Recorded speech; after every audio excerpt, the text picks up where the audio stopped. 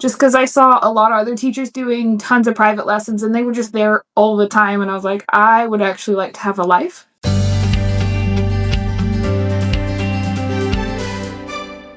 Hello and welcome to the Piano Teaching Success Podcast. I'm Gillian. And I'm Paul, and I got home from MTNA, but oh gosh, I had a great time. And when I'm overseas, I love to go and see some of our accredited group piano teachers. I've got to go to LA and to Santa Monica to see Kate and see, she's looking at some new premises and it's very exciting. And then I got to go to Sacramento and see Andrea in Sacramento. I had to drive the biggest car you've ever seen on the wrong side of the road. It was very scary.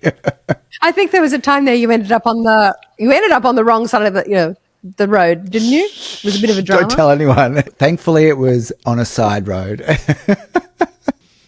But today we've got an interview with Caelyn, who is from Milwaukee, who I got to see at MTNA as well.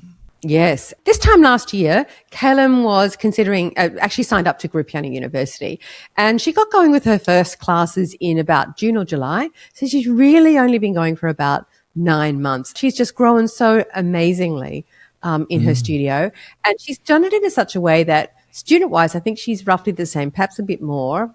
Maybe I think she's got 60 she's got instead of 50. she's got 40% more. She's gone to 70 students. Yes, but she's only got 20 students left. So she had 50 students in private, and now she only has 20 students in private and 50 students in groups. No. And she says she's got so much more time, she's sort of deciding what to do with it. Which is amazing. So excited. And she's actually on the lookout now for some premises, because now she's built so well, she's got the confidence in her teaching, and she's got the confidence that she can grow, and now she's looking for her own premises somewhere else. Well, let's hear this interview with you and Caelyn. Well, welcome, Caelyn, to Piano Teaching Success Podcast. Lovely to have you with us.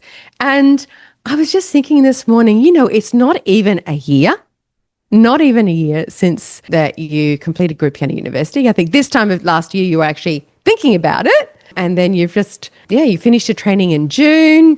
If I take you back to a year ago, where were you at in your career and what were your goals? And just tell us your headspace and where it was at like a year ago. I was looking at a lot of just different curriculums and stuff, and I knew I wanted to do not all private lessons, just because I saw a lot of other teachers doing tons of private lessons and they were just there all the time, and I was like, I would actually like to have a life. So I decided I didn't want to do all one-on-ones, so I started toying around with doing toddlers together and then just doing 2 at the same time. So that started cutting down on some. And then at MTNA, I met Paul. I had looked at other group curriculums, but they didn't really have the students to back it up, and they weren't as tested. So when I saw he had his 3-month-olds together or 6-month-olds together, and then when they were graduating, they were still together, that was super cool. And the fact that they were actually playing really well. The other group curriculums I had looked at were they either lacked in a lot of technique, or they were graduating and they still couldn't read the notes for some reason. And so I was I was like, okay, so I was going to do something, and I decided to do that. So let's just go back to where you are in your life story. So you moved to the area you're in now. You're in Wisconsin. Yeah. And then I went to college. It's called Maranatha Baptist University, super tiny school. And then one of my professors used to teach in the conservatory I'm at now, so we rent space as private contractors. So when I graduated in December of 23, I started here in January of 24. Started with 5 students, all from my church, and it just kind of went from there.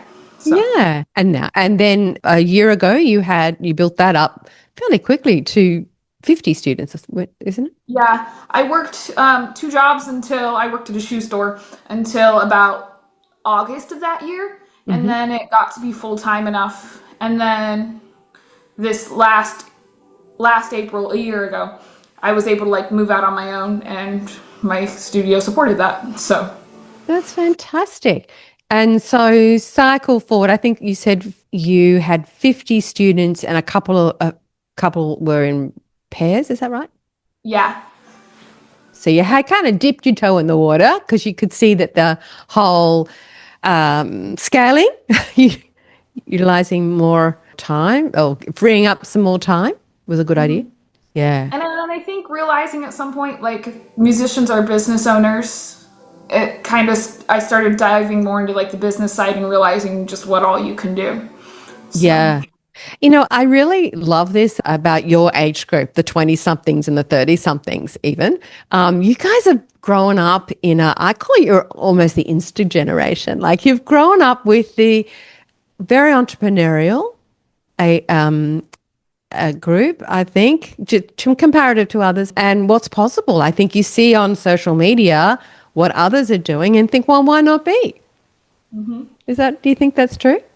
yeah. And I think a lot of people my age like supporting, like, the smaller businesses, so it makes it a lot easier to have a small business as well.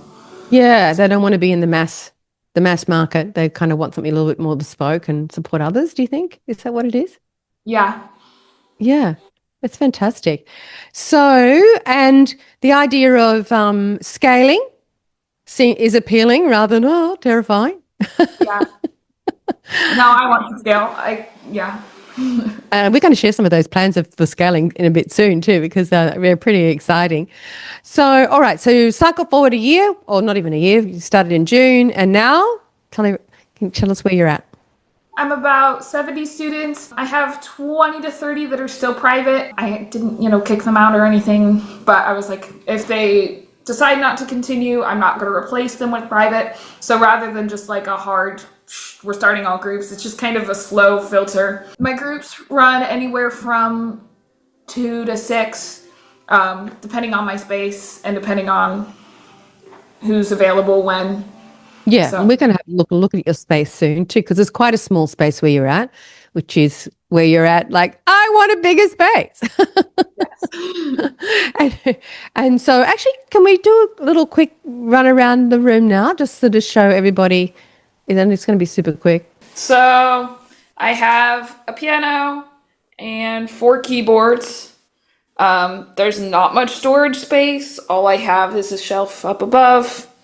I hide things under the pianos, next to their feet, in the corners, and anywhere things will fit. And late last year, I think you were kind of interested in expanding and wanting to get your own space, and you almost snaffled one. Yeah, it was close. I had looked at a space that was ideal location. It was like perfect spot for me in a cute little downtown spot. It was 800 square feet, would have comfortably fit 2 teachers.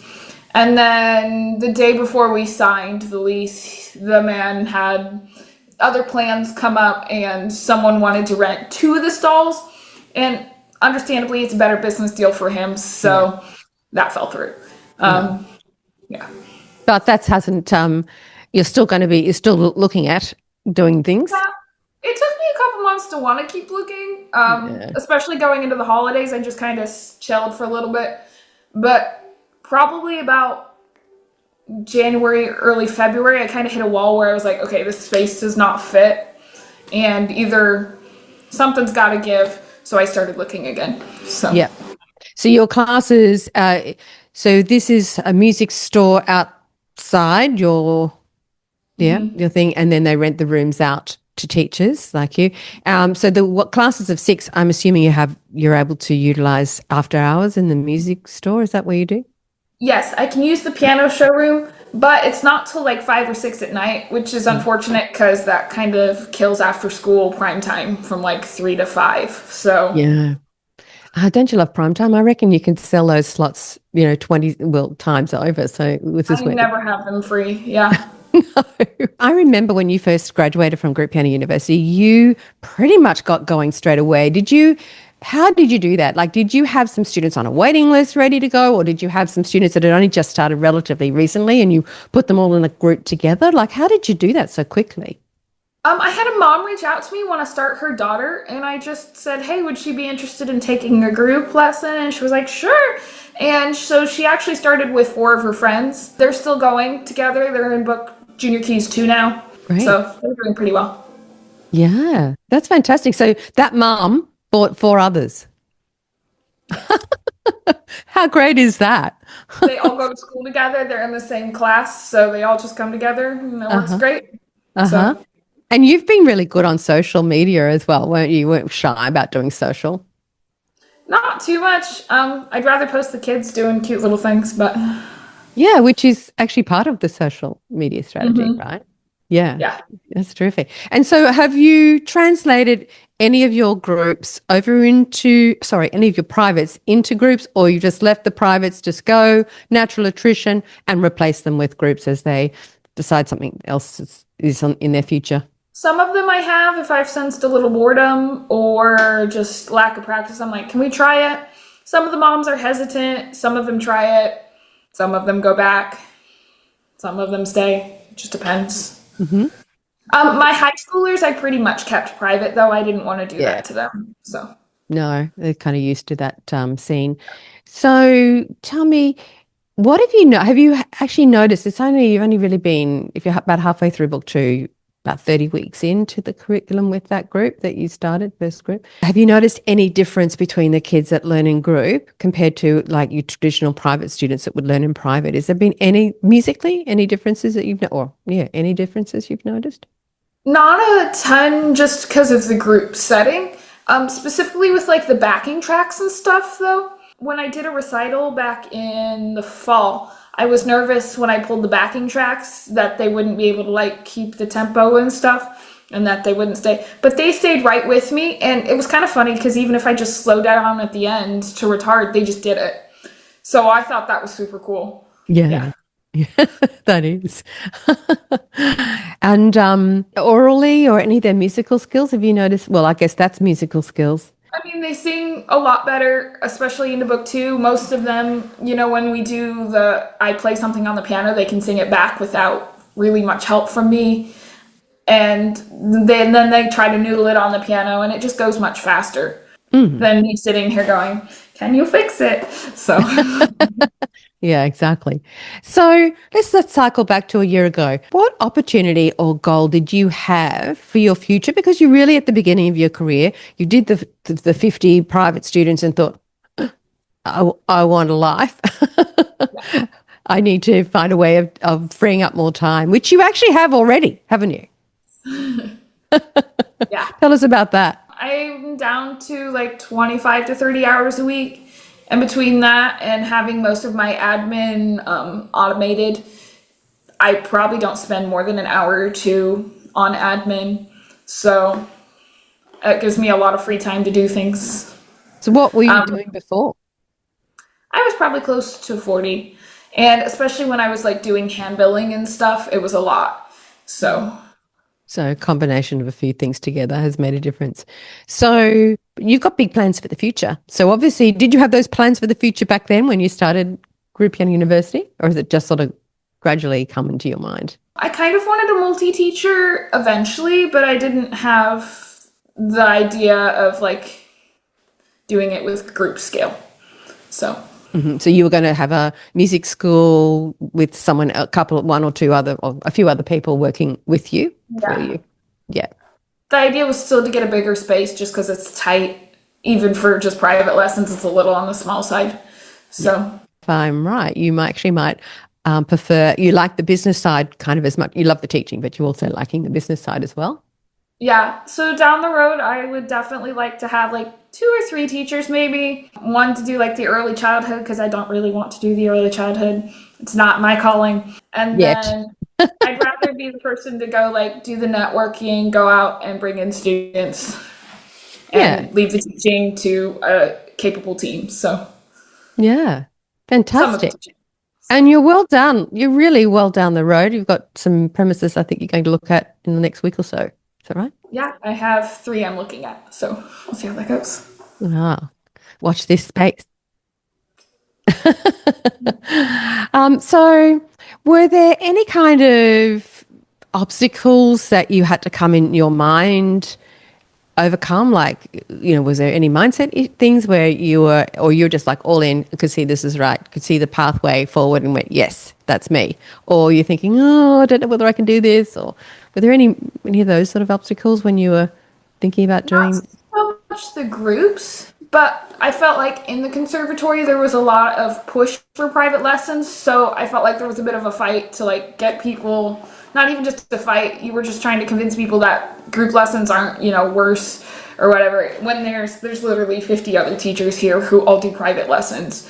And just so trying to show the value of group is definitely tricky. So Yeah. But you've given that in a year, you've built 30. It sounds like you've kind of overcome that challenge to a large extent. yeah, I think if I want, again, the space, I just have to expand the space Yeah. if I want to keep it going. So Yeah. You need the bigger space so that they feel that they've got more space. So when you came into Group University, you guys kind of lapped it all up. You do all of the assignments and you just get them in, and they were like pretty much perfect straight away.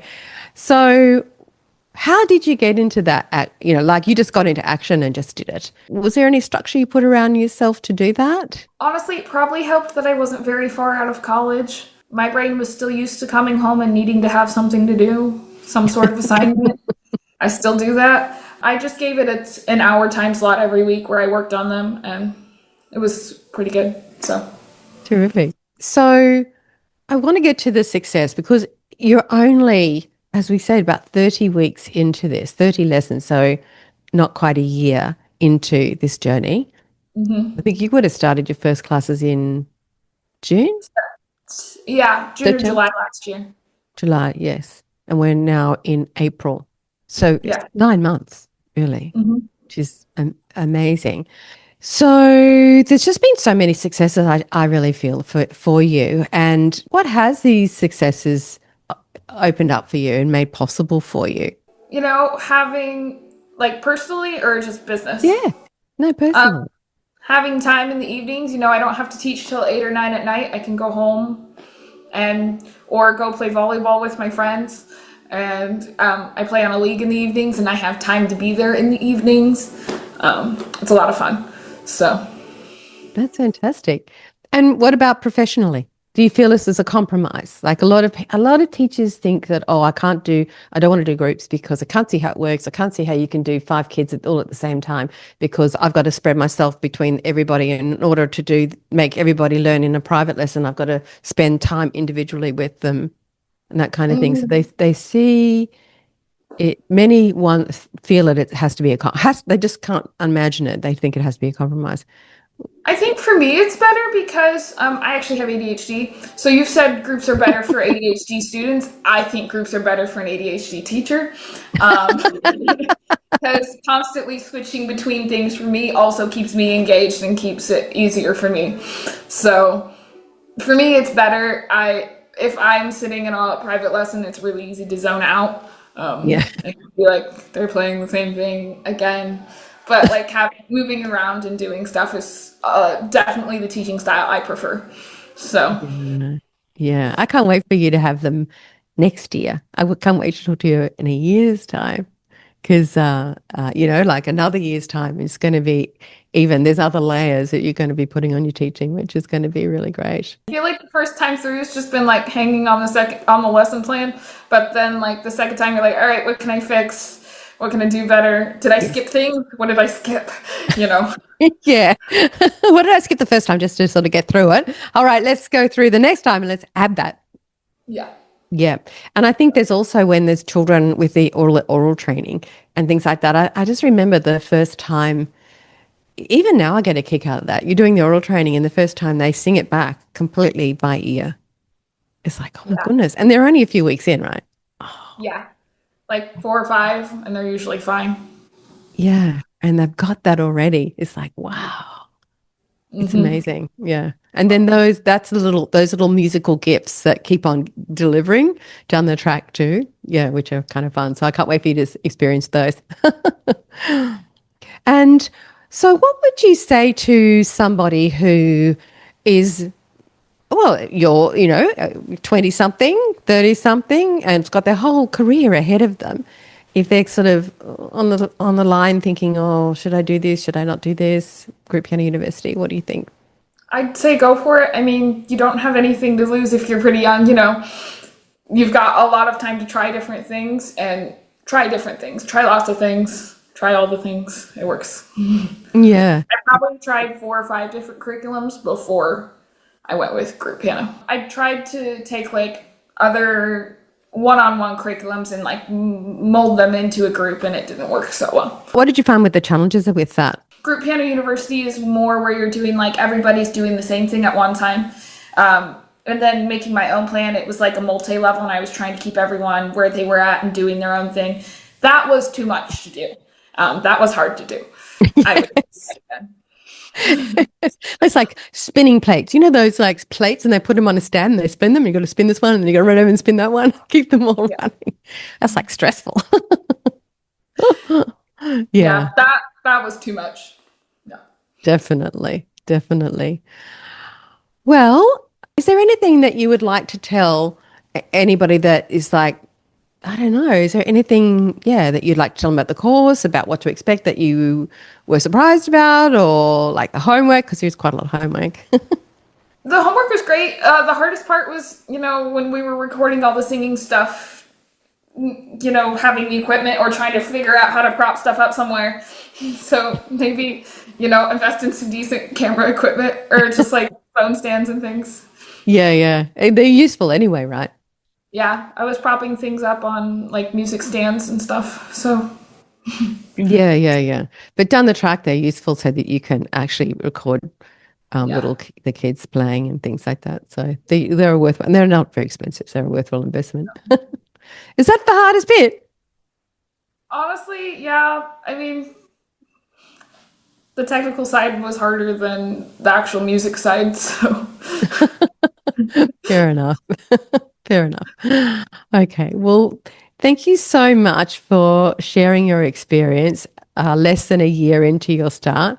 I know you're going to be I'm just like, watch this space. I can't wait to see you launch your own studio in your own commercial premises and bring on your first teacher who's going to be working with you. It's so exciting. And I love that you've freed up your time already and that you're thinking about, no, you know what, I'm going to actually pull in. At the moment, I can understand I was really in my 20s and not having been a mom. I would just like, oh no, all the children, no. After you're a mom, you might change your mind and you might want to do it or you may not want to do that. But it's quite a daunting thing. And so I can understand you wanting to get someone to do that for you. But and then you're choosing the business side, you're choosing the marketing side to do, because that is actually a lifeblood of your business and your growth and particularly if you're going to grow a music school. So well done you. I love the mindset. I love that you're stepping into it all. And of course you just met Paul at MTNA, so you're always investing in your own professional development. Mm-hmm. MTNA was great. Met all kinds of people. So yeah, and I saw this morning on socials that you actually got a scholarship to do that. Yeah, it's $5,000. So wow, that will be very helpful. Yeah. Oh, that's fantastic. How lovely that you got to do that, and that's going to make a big difference to you going forward, I'm sure. Mm-hmm. And you're in quite a small area. Yeah, but they're usually tight knit too, so it works pretty well. So yeah. I think those smaller areas where you're building relationship with all these different people, especially like you're well known, is just fantastic because everyone's going to be going, oh, you got to go to Caelyn for piano lessons. So it's great. Good on you. Yeah, that you're in a community of like 30,000 and you've actually put on 30 new students. It is funny because my friends and I, like, we joke, like, every time we go somewhere, I can't go anywhere without seeing people I know. Like, I can't even go to Walmart without running into you. And then they look at you so weird because they're not used to seeing you out in the wild. They're like, you can leave your room? I used to have a school of 800 students. So I was the same. I was in a city, but in the local area, same thing. Go to the mall, and there was just like, you couldn't go there without being recognised. There's Miss Gillian. Yeah. There's Miss Gillian. Yeah. Well, thank you for sharing your story with us today. I'm sure you're an inspiration for so many music teachers, piano teachers out there. Thank you.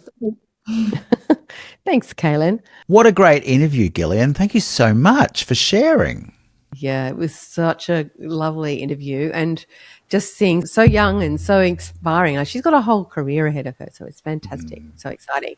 And if you'd like to delve deeper into groups and what's possible for you, we have a 3-part series coming up. It's free. It's called Group Piano Breakthrough. You can register now. Parts 1 and 2 are pre-recorded, and part 1 is released on the 14th of April.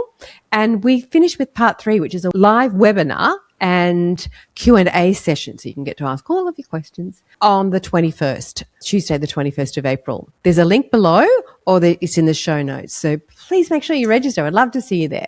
So if you like today's episode, make sure you click the like and subscribe button, because it helps the platform know that you'd like to see more of these shows. Are you on our newsletter list? Well, make sure you join our list, and you'll receive every episode and every blog post that we produce straight into your inbox.